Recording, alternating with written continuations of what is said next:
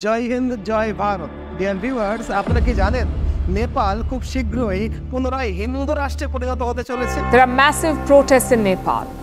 We're talking tens of thousands of people. They marched through the capital Kathmandu, clashed with riot cops.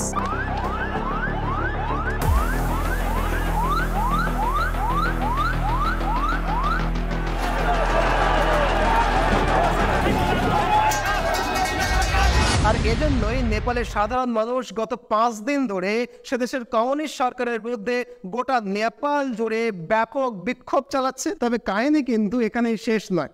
American সংবাদ মাধ্যমের একাংশ দাবি করছে যে হিন্দু রাষ্ট্রের পক্ষে নেপালের এই বিক্ষোভকে নাকি মদত দিচ্ছে ভারতের প্রধানমন্ত্রী নরেন্দ্র মোদী আর উত্তরপ্রদেশের বর্তমান মুখ্যমন্ত্রী যোগী আদিত্যনাথ। নিন্দুকেরা এও বলতে শুরু করেছে যে নেপালকে পুনরায় হিন্দু রাষ্ট্র বানিয়ে সেই উদাহরণকে সামনে রেখে ভারতকে আগামীর হিন্দু রাষ্ট্র ঘোষণার জন্য গুটি সাজাচ্ছে মোদী যোগী জুটি। আর এজন্যই নেপালের বর্তমান সেকুলার কমিউনিস্ট সরকারের বিরুদ্ধে জনগণকে বিক্ষোভে মদত দিচ্ছে ভারত। আর এই মদতেই নাকি নেপাল জুড়ে গত 5 দিন ধরে ব্যাপক বিক্ষোভ চলছে। এই বিক্ষোভকারীদের একটাই দাবি যে नेपालকে আবার हिन्दू राष्ट्रे परिणत करा होक, फिरिए आना होक, एमनकि राजतन्त्र। यो व्यवस्थाको विरुद्धमा आएको छ, गणतन्त्रको विरुद्धमा आएको छ, संहिताको विरुद्धमा आएको छ। हाम्रो मुख्य एजेन्डा भनेको नै हिन्दू राज्य कायम गर्नु पर्यो। हम सेकुलर नहीं हैं, सेकुलर बनकर के जीना भी नहीं चाहता हूँ, मैं कट्टर हिंदू बनकर के जीना चाहता हूँ। অথচ এই একই নেপালি জনগণ রাজার তক্তাপলট করেছিল মাত্র 16 বছর আগে। আর তখনই যদিও নেপালকে হিন্দু রাষ্ট্র থেকে আজকের এই সেকুলার রাষ্ট্রে পরিণত করা হয়েও ছিল।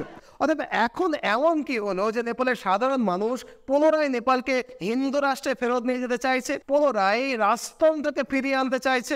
এটা কি সত্যি নেপালের মানুষের স্বাভাবিক কোনো দাবি, নাকি এর পেছনে সত্যি সত্যি মোদী যোগীর স্পষ্ট মদত রয়েছে? আজকের এই ভিডিওটাতে আমরা এই বিষয়টাই গভীরভাবে জানার চেষ্টা করব, তাই ভিডিওটা শুরু থেকে শেষ অবধি দেখার অনুরোধ করছি। দেখুন, আমরা যদি নেপালের ইতিহাস দেখি তাহলে দেখব এতে অনেক টুইস্ট এবং টার্ন রয়েছে। গত 16 বছরে নেপালে মোট 10 বার সরকার পরিবর্তন হয়েছে।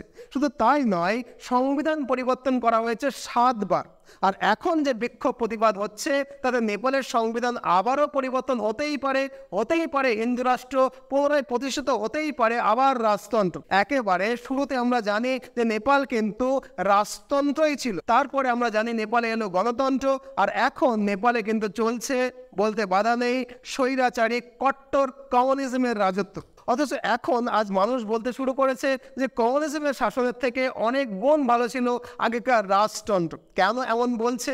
এই পুরো বিষয়টা ভালোভাবে বোঝার জন্য কিন্তু আমাদের নেপালের ইতিহাসটা একটু শুরু থেকে জানতে হবে। দেখুন, প্রাচীনকাল থেকেই নেপালে রাজত্ব করেছে একাধিক হিন্দু ডাইনেস্টি। যেমন 12,000 সাল আগে নেপালে রাজত্ব করত মিথিলা কিংডম, যার রাজকুমারী ছিলেন মা সীতা, রামের স্ত্রী হিসাবে যিনি অযোধ্যায় এসেছিলেন।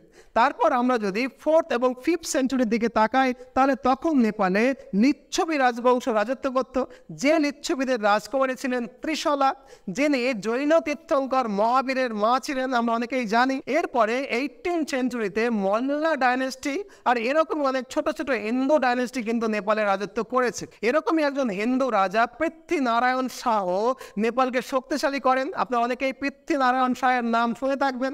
সেখান থেকেই কিন্তু নেপালে শাহ ডাইনেস্টির সূত্রপাত ঘটে। কিন্তু পরের দিকে আসা শাহর উল্লাসটা দুর্বল হতে শুরু করলে 1816 সালে থার্ড অ্যাংলো নেপালিজ ওয়ারে নেপাল কিন্তু ইংরেজদের কাছে পরাজিত হয়। এই হারের পর নেপালকে কিন্তু সিকিম, ঘারবাল এবং কুমাও এই 3টে ভূখণ্ড কিন্তু ব্রিটিশ ইন্ডিয়াকে দিয়ে দিতে হয়। আর নেপাল তখন থেকেই ব্রিটিশদের প্রোটেক্টরিয়েটে পরিণত হয়ে যায়। মানে নেপাল সেই সময় থেকেই ফরেন অ্যাফেয়ার্সের ব্যাপারে সম্পূর্ণভাবে ব্রিটিশদের কন্ট্রোলে চলে আসে। মূলত এই সময় থেকেই নেপাল সম্পূর্ণভাবে ব্রিটিশদের উপরে নির্ভরশীল হয়ে পড়ে। ইতিমধ্যে আমরা জানি 1947 সালে ভারত স্বাধীন হয়, ব্রিটিশরা ভারত ছেড়ে চলে যায়, তখনও কিন্তু নেপালে রাজতন্ত্র চলছে। পরবর্তীকালে অবশ্য মহাত্মা গান্ধীর 2 ঘনিষ্ঠ নেপালি সহযোগী কেপি ভট্টরায় এবং কেপি কৈরালা নেপালে নেপালি কংগ্রেস স্থাপন করে এবং নেপালের শাসকের বিরুদ্ধে বিক্ষোভ শুরু করে নেপালকে শাহ রাজতন্ত্র থেকে চিরতরে মুক্ত মুক্ত করে গণতন্ত্র প্রতিষ্ঠার জন্য আন্দোলন শুরু করে। এই আন্দোলনের পেছনে অবশ্য কংগ্রেসের মানে ভারতের কংগ্রেসের বড় ভূমিকা ছিল, ভারত সরকারেরও ভূমিকা ছিল, যদিও শেষমেশ এই আন্দোলন সফল হয় না। কিন্তু এই সময় থেকেই নেপালের রাজনীতিতে ভারতের ইনফ্লুয়েন্স কিন্তু একটু একটু করে বাড়তে শুরু করে। এরপরে 1950 সালে নেপালের রাজার সঙ্গে ভারতের ফ্রেন্ডশিপ চুক্তি হয়, যেখানে স্পষ্টভাবে বলা হয়েছিল যে দুই দেশের সীমান্ত তাদের নাগরিকদের জন্য উন্মুক্ত থাকবে। উভয় দেশে বসবাস করা নাগরিকরা দুই দেশে আসা যাওয়া থেকে শুরু করে ব্যবসা করা এমনকি জমি পর্যন্ত কিনতে পারবে। এই বন্ধুত্বের আওতায় কিন্তু ভারতীয় সেনাবাহিনীতে আজও নেপালি গোর্খা সেনারা চাকরি করছে। আর সেই সময়েই জওহরলাল নেহরু নেপালে নেপালি কংগ্রেস এবং শাহ রাজা ত্রিভুবনের মধ্যে একটা চুক্তি করিয়ে দেয়। এই চুক্তি অনুযায়ী নেপালি কংগ্রেস তাদের প্রোটেস্টকে বন্ধ করে এবং নেপালে স্টেবিলিটি ফিরে আসে। সেই একই চুক্তি অনুযায়ী নেপালে গণতান্ত্রিকভাবে নির্বাচন অনুষ্ঠিত হয়, অথচ রাজতন্ত্র প্রতিষ্ঠিত থাকে। অর্থাৎ রাজতন্ত্রের রাজাও থাকবে, গণতান্ত্রিক মাপে নির্বাচিত সরকার প্রধানমন্ত্রী হয়ে রাজ্য চালাবে বা নেপাল চালাবে। এই ব্যবস্থায় নেপালের প্রথম গণতান্ত্রিক নির্বাচনে নেপালি কংগ্রেস জয়ী হয় খুব স্বাভাবিকভাবে, এবং এই নেপালি কংগ্রেসের আন্ডারে কিন্তু নেপাল বেশ কয়েক বছর একেবারে ঠিকঠাকই চলছিল। কিন্তু এরপরে 1955 সালে শাহ রাজা ত্রিভুবনের মৃত্যু হলে রাজা মহেন্দ্র নেপালের সিংহাসনে বসেন। এখন এই নতুন রাজা মহেন্দ্র কিন্তু শুরু থেকেই নেপালি কংগ্রেসের বিরুদ্ধে ছিলেন। কিন্তু কেন? কারণ যেহেতু ভারত নেপালি কংগ্রেসকে জোরালোভাবে সমর্থন করত, তাই রাজা প্রো চীন এবং শেষ পর্যন্ত পাকিস্তানপন্থী হয়ে ওঠে। চীনের মদতে 1962 সালে নেপালের রাজা মহেন্দ্র নতুন সংবিধান আনেন, যেখানে নেপাল আবার পুনরায় রাজতন্ত্রে ফিরে যায় এবং নেপালের সমস্ত রাজনৈতিক দলকে রাজা মহেন্দ্র ব্যান করে দেয়। এরপরে রাজা মহেন্দ্র চীন এবং পাকিস্তানের মদতে চরমভাবে ভারত বিরোধিতা শুরু করে। এই সময়ে যেহেতু ভারত নেপাল সীমান্ত খোলা সীমান্ত ছিল, সেই সুযোগ নিয়ে পাকিস্তান নেপালের রাস্তা দিয়ে ভারতে মাদক চোরাচালান এবং সন্ত্রাস ছড়াতে শুরু করে। খুব স্বাভাবিকভাবেই ভারতও পাল্টা অ্যাকশন নেয়। ভারত তখন নেপালের ওপরে ট্রেড নিষেধাজ্ঞা বা বাণিজ্য নিষেধাজ্ঞা জারি করে। যেহেতু নেপালের বাণিজ্য ভারতের ওপরে সম্পূর্ণভাবে নির্ভরশীল, তাই হঠাৎ করে নেপালের অর্থনীতি কিন্তু ক্র্যাশ হয়ে যায়। অর্থনীতি বিপর্যস্ত হওয়ার সাথে সাথেই মানুষ আবার রাস্তায় নেমে আসে। নেপালের সব দল এবং জনগণ একসঙ্গে রাজা মহেন্দ্রের বিরুদ্ধে বিদ্রোহ ঘোষণা করে। শেষ পর্যন্ত 1990 সালে নতুন সংবিধান প্রণীত হয়।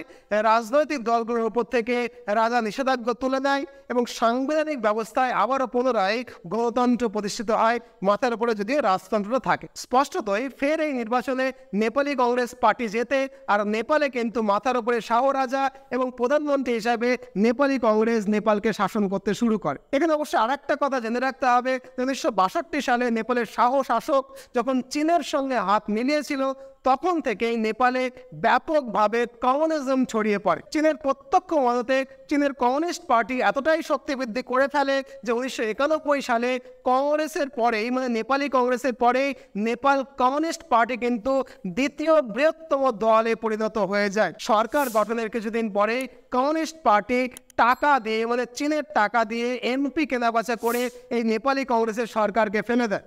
অবশ্য 4 বছরের মধ্যেই 1996 সালে নেপালি কংগ্রেস দল নেপালের একটা কট্টর হিন্দু দল রাষ্ট্রীয় প্রজাতন্ত্র পার্টির সঙ্গে জোট করে কমিউনিস্ট পার্টিকে পরাস্ত করে এবং আবারও শক্তিশালী সরকারকে প্রতিষ্ঠা করতে সক্ষম হয়।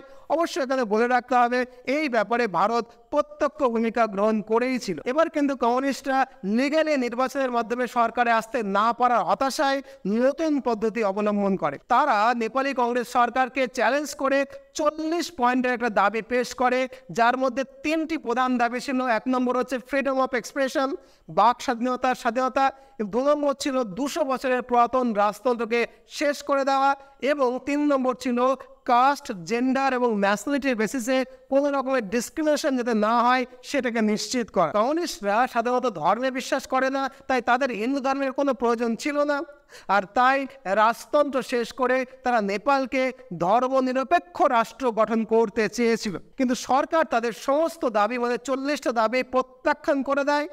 আর এই প্রত্যাখ্যানটাই ছিল নেপালের ইতিহাসের সবচেয়ে বড় টার্নিং পয়েন্ট, কারণ এরপরে কিন্তু মাওয়িস্টরা মানে মাওবাদীরা 13ই ফেব্রুয়ারি 1996 সালে সরকারের বিরুদ্ধে পিপলস ওয়ার বা জনগণের যুদ্ধ ঘোষণা করে দেয়। আগামী 9 বছরের মধ্যে এই মাওস্টরা বা মাওবাদীরা নেপালের 75টা জেলার মধ্যে 22টি জেলা সম্পূর্ণভাবে তাদের নিয়ন্ত্রণে নিয়ে নেয়।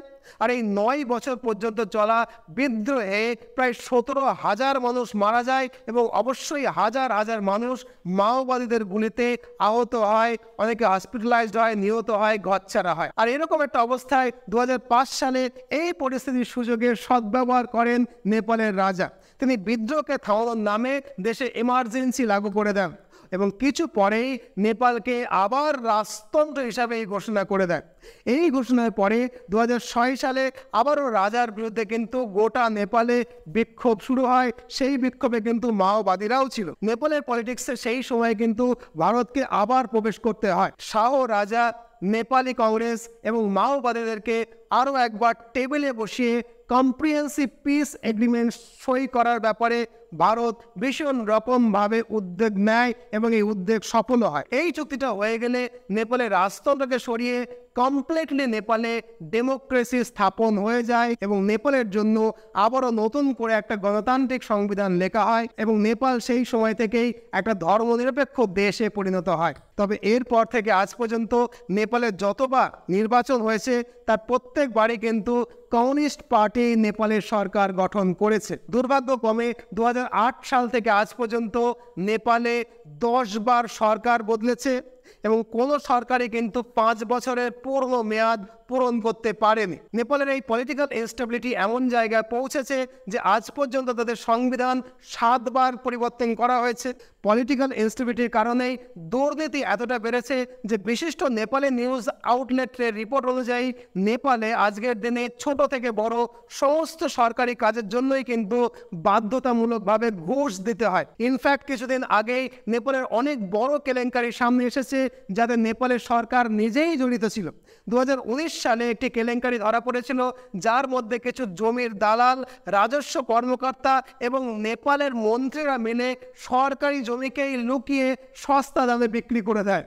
ভাবুন একবার, 2020 সালে এক মন্ত্রীর অডিও টেপ ভাইরাল হয়, সেখানে কন্ট্রাক্ট পাইয়ে দেওয়ার নামে এই মন্ত্রী সরাসরি ফোনেই 70 কোটি টাকা চাইছে, এটা শোনা যায়। নেপালের পলিটিক্যাল ইনস্টেবিলিটির কারণে নেপাল জুড়ে কমিউনিস্ট পার্টির লোকাল কমিটির সেক্রেটারিরা লোকাল লেভেলে রাজা হয়ে বসে পড়েছে।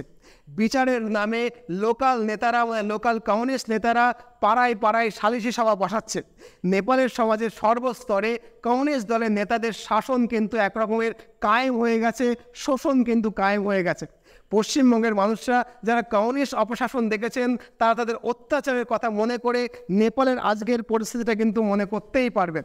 এরপরে অবশ্য 2022 সালে তাদের ফাইন্যান্স মিনিস্টারের ওপরে অ্যালিগেশন লাগে যে বাজেট অধিবেশনের মাত্র একদিন আগে নেপালের দুজন প্রভাবশালী মানুষের সঙ্গে কথা বলে ইনকাম ট্যাক্স রেটই চেঞ্জ করে দেয় নেপাল সরকার।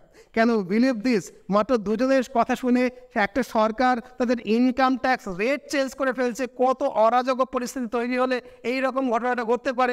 আজও নেপালে এই দুর্নীতির ফলস্বরূপ নেপালের ইকোনমি কিন্তু ডাউনফল চলছে। যখন থেকে রাজতন্ত্র সরে গিয়ে কমিউনিস্ট পার্টির হাতে ক্ষমতা এসেছে তখন থেকে নেপালের জিডিপিরও কিন্তু ডাউনফল হচ্ছে। আজ নেপালের অবস্থা এতটাই খারাপ যে নেপালের 1 টাকার জিনিস যদি বিক্রি হয় নেপালকে 12 টাকার জিনিস আমদানি করতে হয় বা কিনতে হয়। মানে নেপালের ফরেন রিজার্ভের অবস্থা কত সাংঘাতিকভাবে খারাপ আপনারা নিশ্চয়ই বুঝতে পারছেন। নেপালের মুদ্রাস্ফীতির হার গত 5 বছরে 2 থেকে বেড়ে 7.7 হয়ে গেছে। মানে মুদ্রাস্ফীতি 5 বছরে 4 গুণ বেড়েছে। মানে 5 বছর আগে যে জিনিসটার দাম 10 টাকা ছিল বর্তমানে সেই জিনিসটার দামে কিন্তু 40 টাকা। মানুষের মুখে ভাত দেওয়ার নাম করে যে কমিউনিস্টরা ক্ষমতায় এসেছিল তাদের শাসনকালে আজকের নেপালে 46 লক্ষ মানুষ কিন্তু রীতিমতো ক্ষুধার সাথে লড়াই করছে। অবশ্য কমরেডদের কাছে এই ব্যাপারটা নতুন কিছু নয়। তারা চিরকালই ক্ষমতায় আসার সময় মানুষের রুটি রুজির কথা বলে, মানুষকে ভাত দেওয়ার কথা বলে, আর একবার ক্ষমতায় চলে এলে সেখানে স্বৈরাচারী শাসনকে প্রতিষ্ঠা করে ফেলে। ইতিহাস সাক্ষী পৃথিবীর কোনো দেশের নাগরিকরাই কিন্তু কমিউনিস্ট শাসনে ভালো ছিল না, ভালো থাকতে পারে না। নেপালেও কিন্তু আজকে নেপালের সাধারণ মানুষ কমিউনিস্টদের শাসনে ভালো নেই। কমিউনিস্ট অপশাসনে নেপালের 46 লক্ষ মানুষ আজ ক্ষুধার তাড়নায় পথে পর্যন্ত নেমে এসেছে। আর আমরা সবাই জানি যেখানে ক্ষুধা আসে, খিদে আসে, সেখানে আসে খ্রিস্টান মিশনারির দল। এই কমিউনিস্ট শাসনকালে হাজার হাজার খ্রিস্টান মিশনারিরা নেপালে এসেছে, সাথে নিয়ে এসেছে প্রচুর পরিমাণে খাবার, পোশাক এবং টাকা। খ্রিস্টান মিশনারিদের চাপে নেপালের জেলার পর জেলার জনবিন্যাস সম্পূর্ণভাবে বদলে যাচ্ছে। ক্ষুধার তাড়নায় দলে দলে নেপালের মানুষ হিন্দু ধর্ম থেকে খ্রিস্টান হয়ে যাচ্ছে। আর কমিউনিস্টরা যেহেতু হিন্দু ধর্মের ঘোষিত শত্রু, তাই তাতে এই কমিউনিস্ট শাসকদের কিন্তু কিছুই এসে যাচ্ছে না। দেখুন, যতদিন নেপালের সম্পূর্ণ রাজতন্ত্র ছিল, অর্থাৎ 1951 সাল পর্যন্ত নেপালের নামমাত্র খ্রিস্টান ছিল। কিন্তু যখন 2001 সালে কংগ্রেস সরকার এলো, খ্রিস্টানদের সংখ্যা সেখানে বেড়ে গিয়ে 1,02,000 হয়ে গেল। কিন্তু 2008 সালে কমিউনিস্ট সরকার আসার পরে এই সংখ্যাটা বেড়ে গিয়ে হয়ে গেল 12 থেকে 15 লাখ। পরিসংখ্যান যদি একটা দেওয়া যায় তাহলে আরও পরিষ্কার করে বোঝা যাবে 2007 সালে নেপালে কমিউনিস্ট শাসন আসার আগে মাকওয়ানপুর নামক একটা নেপালি জেলাতে, যেখানে 200টা চার্চ ছিল, মাত্র 10 বছরের ব্যবধানে সেই একই জেলাতে এখন 1000টা চার্চ তৈরি হয়ে গেছে। পরিস্থিতি এমন যে ওয়ার্ল্ড খ্রিস্টান ডাটাবেস নিজেরাই দাবি করছে যে নেপাল হলো বর্তমানে বিশ্বের দ্রুত বর্ধনশীল খ্রিস্টান কমিউনিটির মধ্যে একেবারে প্রথমে। আর এইসব দেখেই কিন্তু নেপালের হিন্দু জনগোষ্ঠী রীতিমতো ফ্রাস্ট্রেটেড হয়ে পড়েছে, হতাশ হয়ে পড়েছে। পৃথিবীর প্রাচীনতম হিন্দু সংস্কৃতি তাদের চোখের সামনে যেভাবে ধ্বংস হচ্ছে, তাতে তাদের হতাশ কিন্তু হওয়ারই কথা। গ্রামের পর গ্রাম খ্রিস্টান হয়ে যাচ্ছে, রাতারাতি হিন্দু মন্দিরগুলো ভেঙে সেখানে নতুন নতুন গির্জা তৈরি হয়ে যাচ্ছে। এইসব দেখে বিক্ষোভকারীরা মনে করছে যে রাজতন্ত্র থাকাটাই বরং হিন্দুদের জন্য নিরাপদ ছিল, অন্তত রাজা তো হিন্দু ছিল। মূলত এই কারণেই তারা নেপালকে আবারও হিন্দু রাষ্ট্রে পরিণত করতে চাইছে এবং তারা এখন পথে নেমেছে। এদিকে কয়েকটা গণমাধ্যম এমন দাবি করছে যে নেপালকে বিজেপি হিন্দু রাষ্ট্র হিসেবে তাকে দেখতে চাইছে। ইনফ্যাক্ট আমেরিকার থিঙ্ক ট্যাঙ্করাও এমনই দাবি করছে যে ভারতের বিজেপি নেপালের আজকের এই হিন্দু রাষ্ট্রের দাবিকে রীতিমতো ফান্ড করছে। একজন ভারতীয় শিক্ষক হিসেবে আমি বলতে পারছি না যে এই কথাটা কতটা সত্যি বা কতটা মিথ্যে, মানে আমার কাছে কিন্তু প্রমাণ করার মতো কোনো দলিল নেই। তবে এটাও মানতে হবে যে আজকের দিনে ভারতে কিন্তু হিন্দুত্বের ঢেউ চলছে। আর একথাও সত্যি যে উত্তরপ্রদেশের মুখ্যমন্ত্রী যোগী আদিত্যনাথ নেপালকে একবার চিঠি লিখেছিলেন যে নেপালকে হিন্দু রাষ্ট্র বানাও। কোনো রাগঢাক গুড়গুড় না করে হিন্দু রাষ্ট্রের ইস্যুতে যোগী আদিত্যনাথের কিন্তু অবস্থান একেবারে স্পষ্ট। সো এটা এমনও হতে পারে যে বিজেপি তাদের নিজেদের হিন্দু রাষ্ট্রের এজেন্ডাকে নেপাল থেকে শুরু করতে চায়, আর তারপর নেপালের উদাহরণকে সামনে রেখে ভারতে পরবর্তী পদক্ষেপ ফেলতে চায় বিজেপি। একজন ভারতীয় শিক্ষক হিসেবে এই পসিবিলিটিটাকে কিন্তু আমি একেবারেই রিজেক্ট করতে পারছি না, কারণ ঐতিহাসিকভাবে ভারত সবসময় কিন্তু নেপালের রাজনীতিতে হস্তক্ষেপ করেইছে।